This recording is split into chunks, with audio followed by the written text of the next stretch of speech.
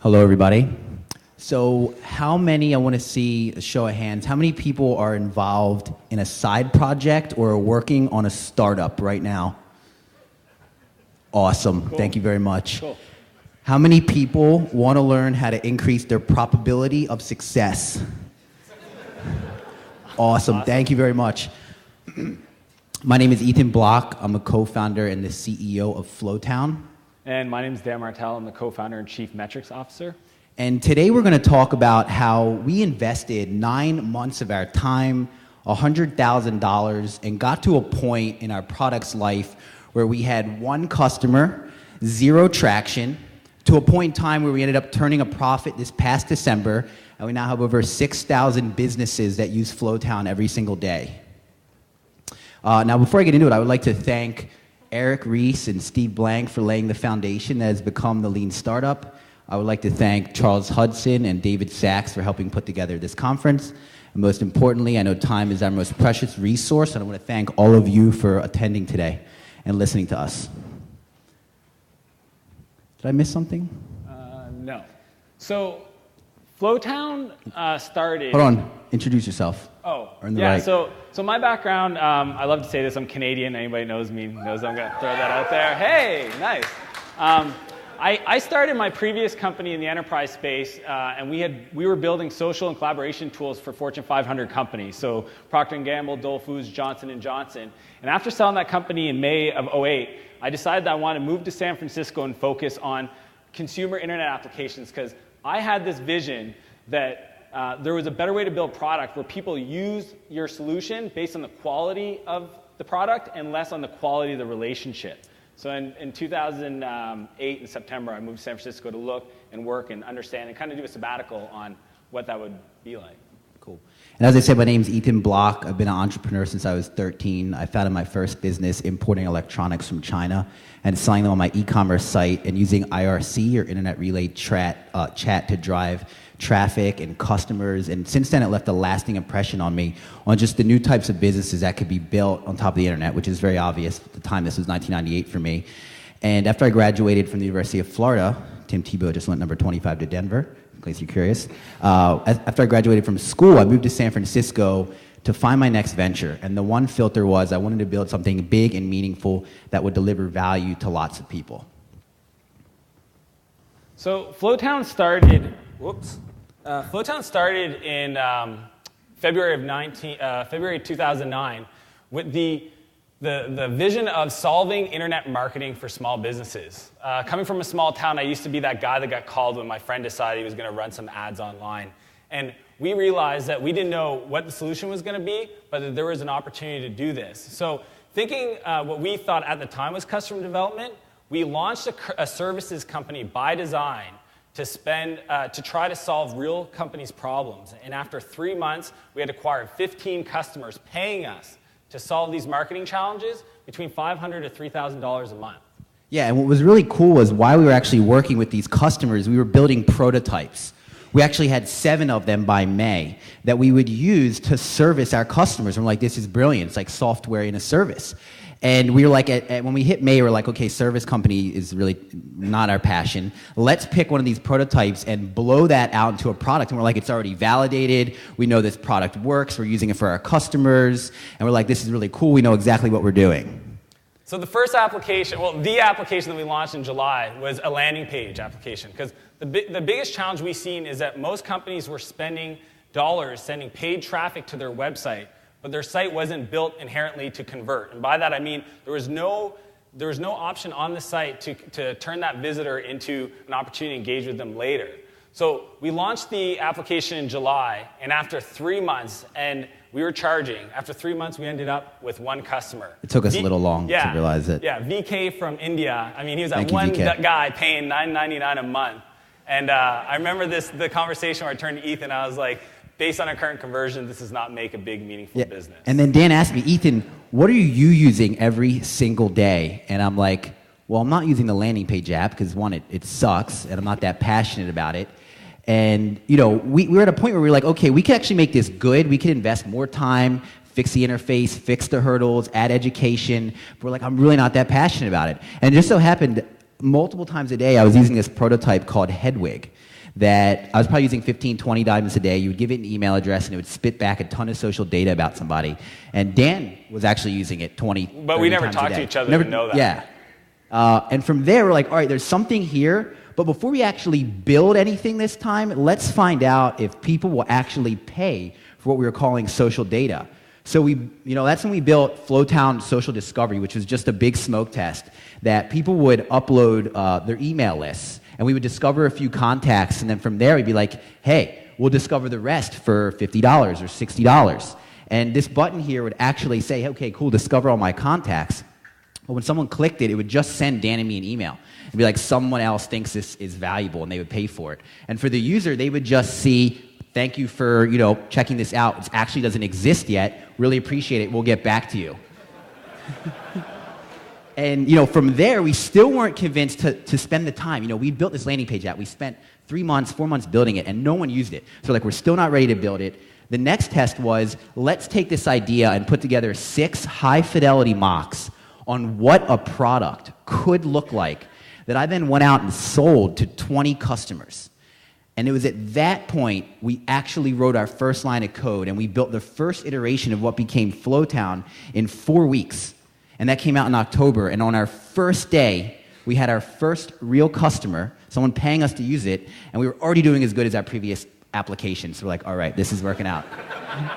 So, as an homage to the vanity metrics, which is a pure joke. We love the vanity metrics. Yeah, this just gives you a visual representation of the success that our pivot gave us. So that was before. This is pre-pivot, and then this is after. This is after. So we've been iterating and learning a lot about how to get around that a lot faster. And out of this whole story, which is really like 15 months or so now, we sort of refined 3 really big lessons learned for us. And what's cool is each of these lessons we did really wrong, and then we actually did somewhat right. So one of them is called the bullshit bar. And this is great because no matter what business you're in, no matter what feature you're working on, what product you're building, there's a bullshit bar out there. There's this number, this metric that the team needs to rally around. And if it's like, we didn't hit this, something's not right. And it's like that definitive, like, we need to change something, we need to fix something. So for our first product, we were charging. We already had built the product. That was a mistake. But we were still charging. And the bullshit bar was no one was paying for this. And Dan and I were bootstrapped, and we're like, okay, this won't last that much longer. And we had to make a decision on, are we going to improve the product, or are we going to pivot to something else? Now, the second time, we had another bullshit bar, which was pricing again, but we actually didn't build anything. We just said, hey, will you pay for this? Cool, thanks, appreciate your vote. Which was very different. And it's the same sort of concept of having that bar, but how we did it really wrong the first time and how we think we did it right the second time of actually not building. We were just testing. Yeah, so the other big idea that we learned was prototyping fast and furiously. So as Ethan mentioned, we learned these lessons, but there's 2 ways of doing it. The wrong way that took us that flat line you saw, and the prototype side is while we were actually servicing these customers, these 15 paying customers, we were trying to implement repeatable processes, either manually using virtual assistants or writing code that took no longer than 3 or 4 days to implement. And we came up with all these prototypes. The lesson we learned is we never actually put those in front of real customers. Like, that seems logical, but I'll tell you, I meet a lot of entrepreneurs that have built prototypes, and they get their friends to use it, but they're not getting that feedback loop. Yeah. And for these, all the ones you see that are in like lo-fi, which are just text, we built these prototypes, and the only people using them were me and Dan. And it was like, oh, these are really good. We're using them to service our customers. These are real products. It wasn't until we built Hedwig and built that smoke screen that we actually had other people giving us feedback about our prototypes. So that's like how we thought we were doing it right, doing it wrong, and how we actually did it right and got real feedback and were able to validate the actual product. Yeah, so the lesson learned there is that you have to get real users, preferably early adopters, in front of a working prototype. And it doesn't even need to be real code, as Max and Damon talked about, but it needs to be somebody outside of your team, obviously. And then the final lesson learned is this idea around pivoting hard. Like, when you're going to pivot, you don't take any prisoners and you just go. And that can be really good or really bad. So here's an example. We went from a service company to a product company. We pivoted hard. We fired all of our customers. No more revenue coming in the door. Awesome. We're ready to take on the world. We pivoted to a product that wasn't even validated. We're like, oh, no one actually wants to use this.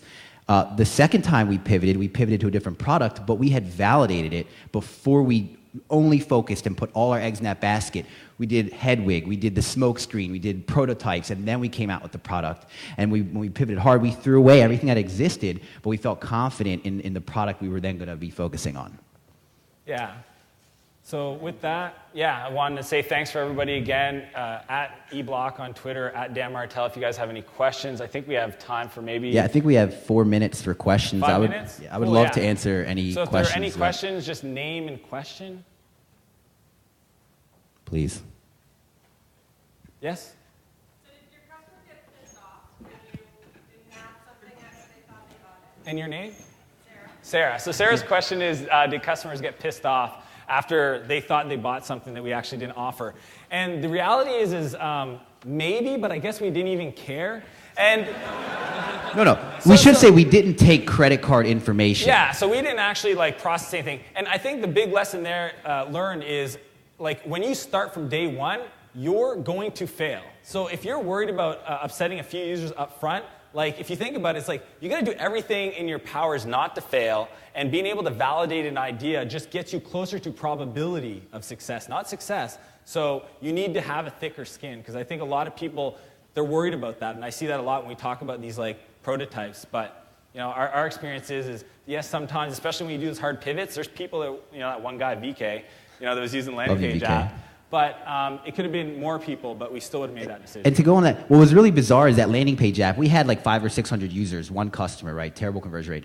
Regardless, when we killed the app, we got a few emails from people that are like, how could you kill this? It's so good. This is such a good idea. And I'm like, dude, I looked at your usage. You don't even use it. And he's like, but it's such a good idea. How could you kill this? Thanks a lot for the question. Yeah, thank you. Yes, name and question?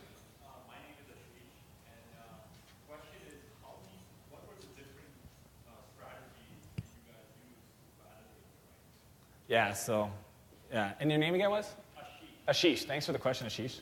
Yeah, you want to repeat it? Yeah, so he asked what different strategies we use to validate our idea. So on the first product, we didn't really validate it, so we just failed there. On the second product, we really did talk to a lot of people we thought would be our customers, people that were visionary, people like Heaton right here on stage. I showed you the mocks. Yeah, he became a customer eventually. We got him. Yeah. Just talked to a lot of people and thought about, okay, what could this be? Like the Aardvark guys, the way they did it is brilliant. And they had someone faking the application but validating the problem. But we did stuff like Steve Blank's problem slide. We were religious about that. Yeah, problem we used solution Twitter presentation. To pull people. We'd call them. We'd try to validate, find early adopters. I mean, it was kind of like we tried to validate as much before we built the product, and as soon as we actually launched that product, we continued that. And to the point where today, we're just really good, as Eric says, getting around that feedback loop as fast as possible. So we continue to do mocks and user experience interviews and whatnot. And when we build new features even today, before we build it, before we really push it out, we get an extreme amount of feedback on, is this something that people really find value in, that they're going to pay for and continue to use it on an ongoing basis. Yeah, thanks for the question, Ashish. We got only one more question, but we got a mic. All right. Hey, Dan, this is for the going? Chief Metrics Officer. Can you walk us through a couple of key business metrics that you're using today that are specific to your business? Yeah, so great question. So the question is what metrics we use today. The reality of it is what we've done is we put logging for all of our product features so that at any point before, so what we do is 2-week hypothesis testing. We figure out what major feature we're going to add and what we think the result's going to be. But for the majority, a lot of it is qualitative. And I think when you're an early stage startup, you need to define a few metrics. So we look at our import activation metrics. So how many people sign up and what percentage of import more than 15 contacts, right? The 7-day daily actives. How many people have signed up a week ago and come back on their own? What other ones? We look at the, obviously registered, so uniques. A lot of that stuff, but we've been spending so much more time lately on qualitative feedback, asking customers how they would feel if they could no longer use our product, how they felt about certain features, what did they expect, all the stuff Max said. And because we charge, we do see revenue every single day. We get new customers every day, people paying us every day. But we're not ultra focused on revenue because we don't think we're really at a product market fit yet. We know we're getting closer, but we place big bets. Like Dan says, every 2 weeks we're like, okay, what is a feature? We have our vision. We're like, what feature can we work on this week and measure over the next 2 weeks that we think is going to move the needle getting closer to our vision? So that's where our real focus is. Yeah. Thanks, guys. Thank Hey, you. thanks That was everybody. really fantastic. Thanks a lot, guys. Fantastic.